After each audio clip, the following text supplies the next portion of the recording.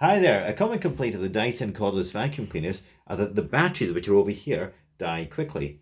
That is to say, they have a short battery life, which is insufficient for the task. But not everyone complains of this. So, in this video, I'm going to address the key factors that lead to the battery degradation and eventual failure. Subscribe to this channel for further informative videos on Dyson and other products. So the Dyson has the battery at the base of the handle, and as you can see, this one is fixed over here by two screws.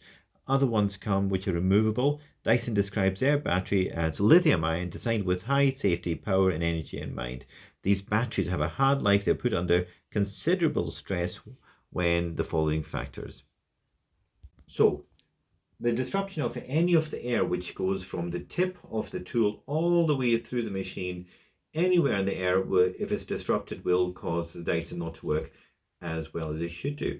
Dyson makes a big hoo-ha about their filter system here, which needs to be cleaned. So I'm just going to untwist this, and here you can actually see it's quite a clean out there. Now I clean them using compressed air, and you'll be able to see that in another video that I've actually done.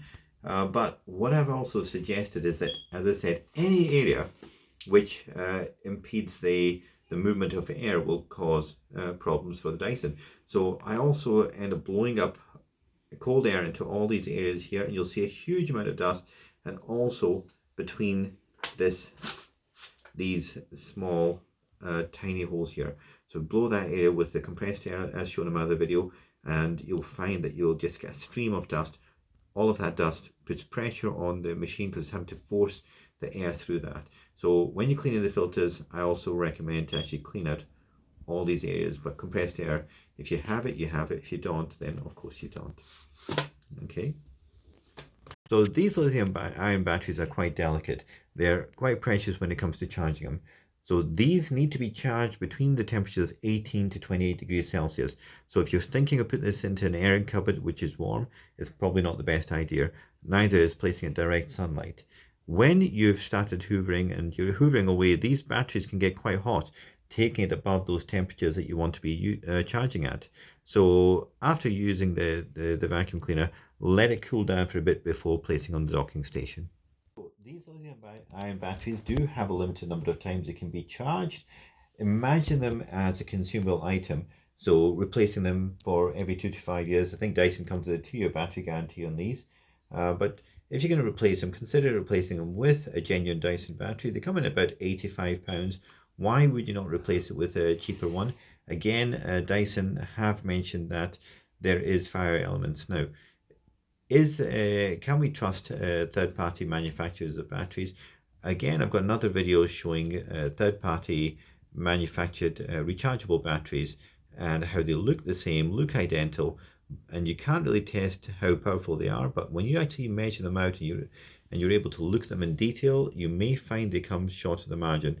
If you're replacing this, if you're upset about your power levels on your Dyson vacuum cleaner, then really consider, do you really want to be placing another battery which is untested, which is an unknown quantity, or are you going to stick with a Dyson battery which you know works for the Dyson? Something which we may forget is that every month you should run the lithium ion battery right down to the ground. Now, Dyson recommends to do it every month, and the reason for that is because it helps it keep in peak physical condition. Continuous partial discharges create a condition called digital memory. Now, you may have heard of this in the past, but this is important because it decreases the accuracies of the device's ability to determine how much power is actually available. So let the battery discharge to the cutoff point and then recharge once a month. Remember that the Dyson is not meant to be used in max power mode constantly. This puts a lot of strain on the machine and by connection to the battery. So when you find that the actual hoover head is sticking to the carpet, you think that's a great amount of power. Remember, it's sticking to the carpet because there's so much suction that's almost blocking out all the little air holes required to pull the dust through the head unit.